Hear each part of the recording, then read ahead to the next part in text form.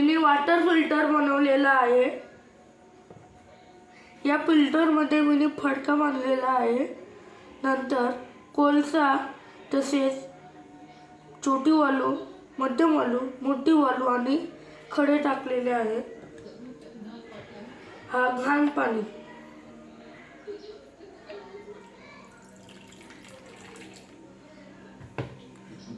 पाणी फिल्टर होतोय।